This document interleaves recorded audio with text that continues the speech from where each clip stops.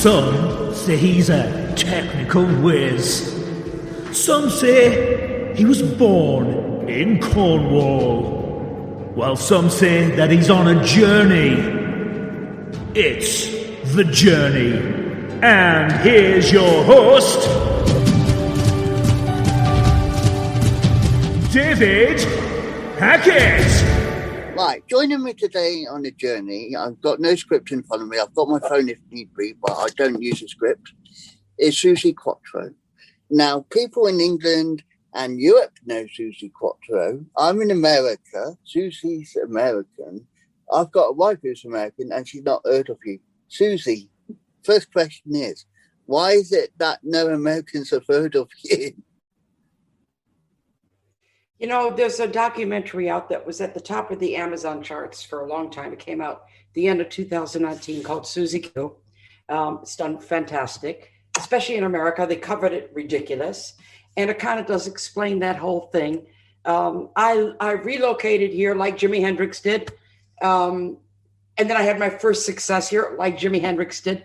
And then I went back to America I had my first hits everywhere else. 1973 it started. Then in 74, I went back to America with my English band and started a tour there. And as Mike Chapman so rightly says in the documentary, there's a couple of years there, like 73, 74, when all the stuff that was happening on the other side of the world, it just didn't quite marry into the United States. I don't know why. When I was there, when I first started the tour there, everybody knew me, very cult-like, you know. But all I heard on the radio was the Eagles and Linda Ronstadt. So Debbie Harry says in the documentary that maybe I was a little bit early. I made it over here and they were more ready for it than they were there. Then, of course, I had a lot of album success. I did a lot of tours and then I did Happy Days and that turned me into a household name. That was one of the most popular characters ever on Happy Days. So then along came Stumbling In, Million Seller, you know, and then I didn't tour America for a long time because I had kids. And I was based in England and I started doing a lot of acting. I did musicals. I wrote a musical. And then when I got divorced, which is very sad, like they always are, I then dove back into my music big time. And that was in about 1993, 94. And since then, it's been like a freight train. You know, It's been like a freight train. I can't believe all the good things that have come my way. And they rediscovered me in America with the documentary. All of a sudden, everybody went, oh, yeah. So however they came to me, it doesn't matter. Suzi Quatro playing Leather Tuscadero makes no difference. They still discovered me. Well, my wife is watching Happy Days at the moment on DVD. I know you won't be able to see much of it. But we got the first season of Happy Days and she's watching that. So she's just like over the moon that you said about Happy Days. But my next question is, would you say you're adapted now to being in Britain so much because you've been in Britain so long? No. I am, always have been the same. I've kept my passport all these years. I've kept my accent all these years. I am the girl from Detroit City living in Essex, and I'll never be anything different. My heart and my soul is in Detroit. And in fact, you hear a lot of it on the new album. There's a lot of tracks that everybody has said, oh, that's Motown. I said, well, sure. I was grown up there, you know. No, I'll never be British. I love it here. My kids are British, you know. But no, I am American. You can't change your roots. 21 years, born and raised. That's who you are. That's what I was learned when I first came to America. Someone said to me, why don't you adapt to being a certain way of talking about American? Because I still have my British way of talking. And I'm like, no, I'm British. No. You don't take that away from me. No, there's nothing worse, I think, than losing your roots. I am who I am. End of story. Sure, I can fit in here comfortably. It's fine. But I'm not British. You know? That is a good way about it. And I like that. So, talking about the new EP that you've got coming out. New album. The album. EP is different. Yeah, I should know that. Album. What was the inspiration behind it? Well, my son wanted to write with me for many years. He asked me maybe 4 years ago. I didn't think he was quite ready.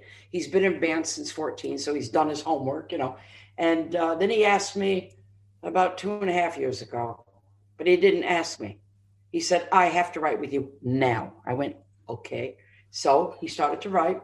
We made No Control, which was very, very critically acclaimed all over the world. And we got our blueprint from that. We knew how we worked together. And this time, 2019 was one of the highest years of my entire career, because No Control came out to great critical acclaim. The documentary came out at the end of the year, sat at the top of the Amazon charts and the Apple charts. So it was a big success. And then 220 should have been even bigger. And we all know what happened there. Then the pandemic happened. So Richard should have been on the road with his band, and I should have been on the road with mine. I had 85 shows in the book. And the company had taken up the option for the album. So the lockdown came, and I just said to Richard, okay, we didn't know when we would be able to do this because we were too busy this year. So now that this has happened, we're going to use the time and we're going to write the album. And he worked in the studio because I'm more old school. I work acoustic, you know, piano or bass or something, but I work acoustic. And we started to write in March. We wrote, recorded, and released all during the pandemic. And I myself, I found the inspiration in this time to be incredible. And if you've heard the album, you'll hear it on there. Wow, the things it was doing to my brain. Every single song, I went down deep to the depths, you know. So for me, even though it's been horrible, no gigging, and horrible, my husband lives in Hamburg and I'm based here. So we haven't had a lot of time together. Even through all the horrible stuff, it has been creatively an absolute dream for me, this situation. I get that, really do. So when you was growing up, what was your biggest inspiration in listening to music as a whole? Well, that would have been, first of all, Elvis Presley. I saw him at 5.5. And, you know, I'm not a bullshitter. I say it just like it is. I saw him at 5.5 on TV. 5 kids in the family. Everybody was watching. The eldest sister by 9 years started screaming. And I went, you know, 5.5, why are you screaming? I didn't get it. So then I looked at the TV and it was Elvis. And I kind of went into the television. I always remember it. And a little bing. And I just thought, I'm going to do that. Don't ask me why. How could I have known that? I don't know. So he was a big inspiration. Then I studied music. Then at 14, we started the band. And I was given the bass to play. I play classical piano and percussion properly. I was trained. Bass I taught myself. Another light bulb moment, bass on bing. This is what I'm supposed to do. And we formed a girl band and we toured and toured and toured.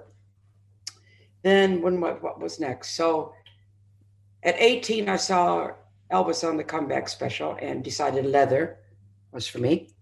Then at the age of 19, the band changed and it became a heavy band, which I didn't like. And it was decided that I would step back from being the complete front person, bring my little sister in and she would sing. So I stepped back and didn't do maybe 3 or 4 songs a night, that's all. And at that point, I became brilliant on my bass. Also, during those years, Otis Redding, Bob Dylan, huge influences, both of them. So then I was a little bit in the back. Well, I'm sorry we're having a problem, but we'll try and get it to you as soon as we possibly can. I went on a different computer, so I was in the kitchen. I came in here. Okay, so we can continue. Sorry, where were we? Right, so we were talking about your influences in music. You know, Jimi Hendrix, Elvis Presley, etc., etc. Is that? And this is where we went off? Yeah. Okay, so joined the Pleasure Seekers. Otis Redding was a big influence at that time. Bob Dylan was a big influence at that time. I was the main front person. We were kind of a show band because it was a girl band, so that's got us the gigs to be a show band, which I didn't really like, but it didn't matter. I was still out there with my top hat on, screaming, "Do you love me?" You know, so whatever. Then we changed the group in '69 into Cradle, and it became heavier, and started to write all our own material. And I didn't like that band so much, and I kind of took a back seat because my little sister was brought in to be lead singer. So I changed position and became mainly the bass player, which was great because it made me a really good bass player, obviously. Before I was the bass player front person. So then I got to really concentrate. So that's excellent. Then 2 record companies saw me at the same time. Elektra Records and Mickey Most from England. Same week. They both saw the band. They didn't like the band. They both offered me a solo contract. Elektra wanted to make me into the next Janis Joplin, and Mickey wanted to make me into the first Suzi Quatro. So, done and dusted. I went to England. And I had seen Elvis in '68 on the Comeback Special, so that was cemented in my head that leather was my image. By 1972, I formed my English band, and by 1973, I had my first #1 all around the world. And that amazing feeling when you reached #1 for the first time, I bet you was over the moon just hearing the news. Yeah, it's kind of, well, luckily I was brought up in the business, so I didn't have a crazy viewpoint of it, feet on the ground. I remember my first thought being, wow, all the work was worth it, me having my vision. It was worth it to stick to what I wanted, And then we went out for a drink at the local pub where we lived in our little flat in London, right after Top of the Pops had been on, which was the music show. And I walked in the pub to get a drink, and I got mobbed. And I just went, what? So all of a sudden I realized in that moment my life had changed. Yeah. Yeah. And it's okay with me. So Top of the Pops, your highlights of that being on Top of the Pops, I can imagine like any singer I've spoken to or anyone who's experienced being part of it. That's an iconic moment as well because of the history behind it. And I remember listening to Top of the Pops too, the old retro ones, and it did feature you back in the day when it was and I was like, wow. And Can for Can, just naming one of your famous songs. It's just amazing how much you've progressed since then, and even songs even today just makes it special, I think. Well, I like to think that I have longevity because I'm real.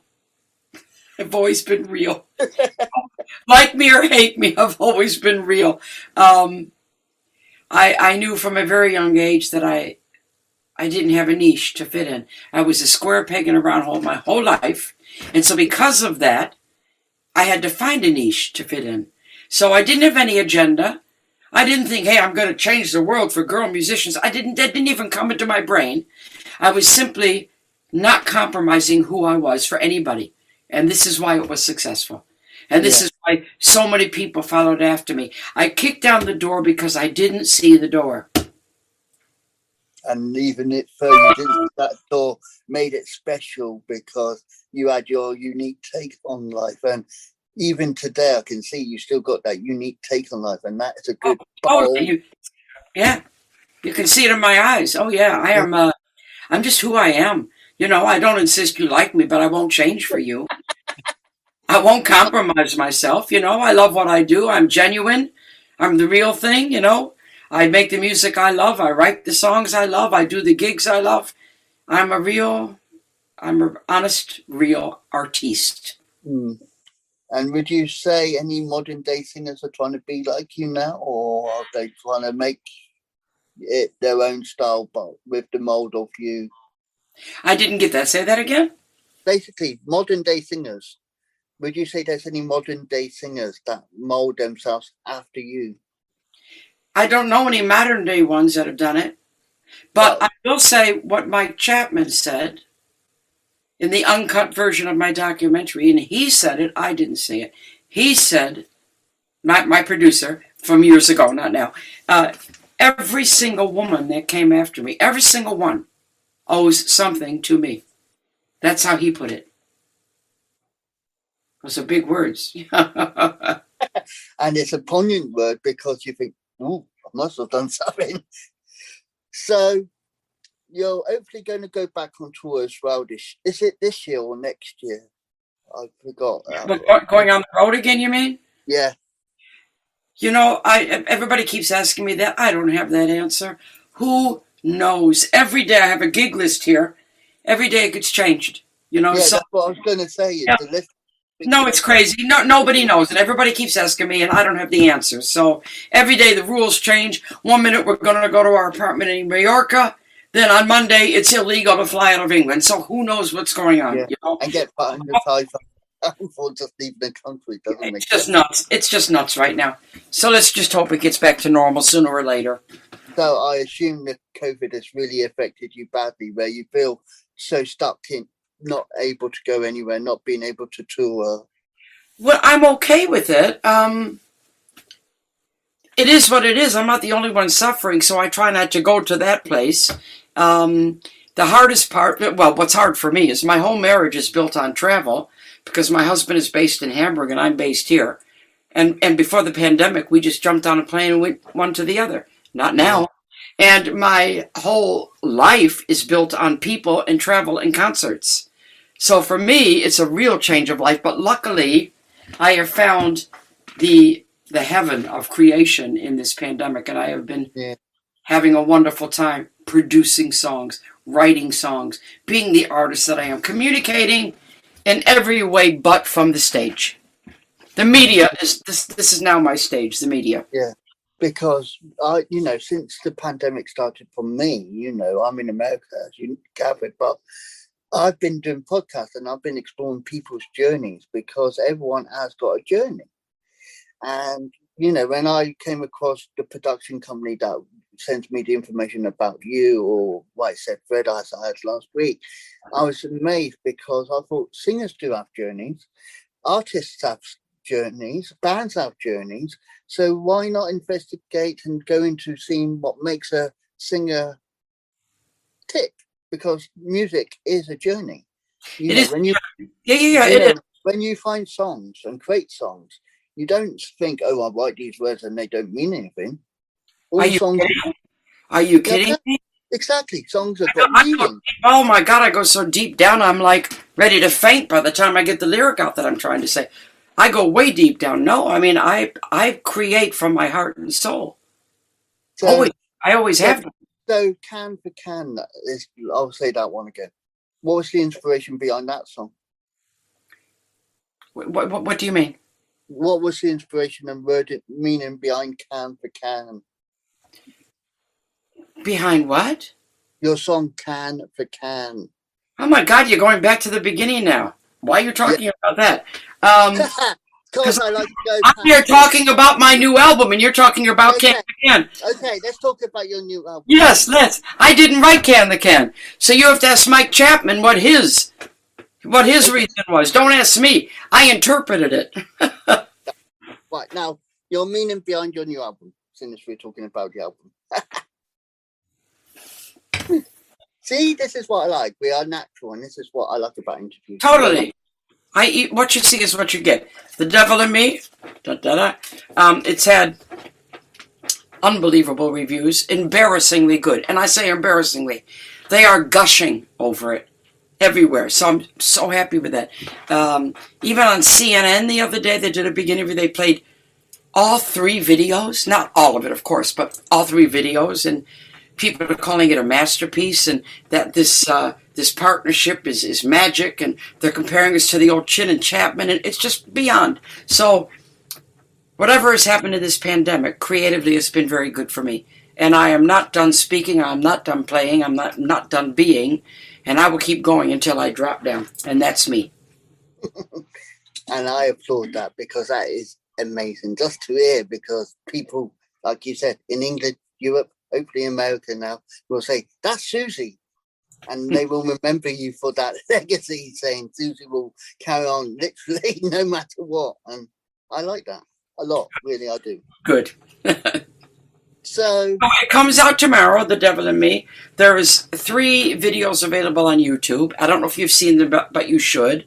The first one was the Christmas song, My Heart and Soul, Make You Cry. The second one was The Devil in Me, the title track. And the third one, very unsettling song called I Sold My Soul Today.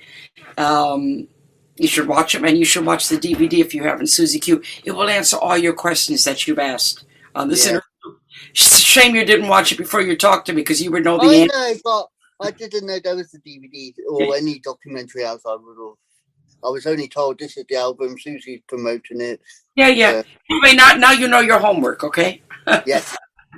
I'll get that homework. But have you been to a concert? And I'll go back to the past a bit, but even now. But was there a concert where you felt like you didn't any real positive, or was it always been positive? My concert. Every time you've been performing, has there been any negative? Oh my God, I wouldn't do it if I didn't feel that way. Yeah. Oh my God, that's such a big part of me. I stand on the side of the stage and think, are they going to like me tonight? And then I take the step into the footlights, and then I work until I drop over, you know? Oh my God, no, I've never had unsatisfactory. No. Good. I wouldn't do what I do if I did. I would stop. I would say, time to hang your suit up and go home, you know? Yeah, I agree with that. Totally, I do. So, if you was to make a difference tomorrow, because you like talking about present and future now, if you was to change anything for the better and you was to say a message of hope to anyone, what would you say to anyone listening to this? I would just say, and this is a good place to end it too, I would say that I'm talking about these times right now. I'm a glass half full optimistic person. That's my nature. But when you have to hit the wall, which we all have done during this past year, you know what? Hit the wall and do it with everything you got in you. Hit that wall, cry, scream, pound it, do it, and then you'll feel better. There's no shame in hitting the wall. I've done it myself. Yeah. Suzi Quatro, good luck with the album, and thank you for being part of the journey. I know it's been half an hour and we had our technical issues, but that can't be out. Thank you very much. I'm going to go eat my dinner now and have my glass of champagne. But thank you for supporting me.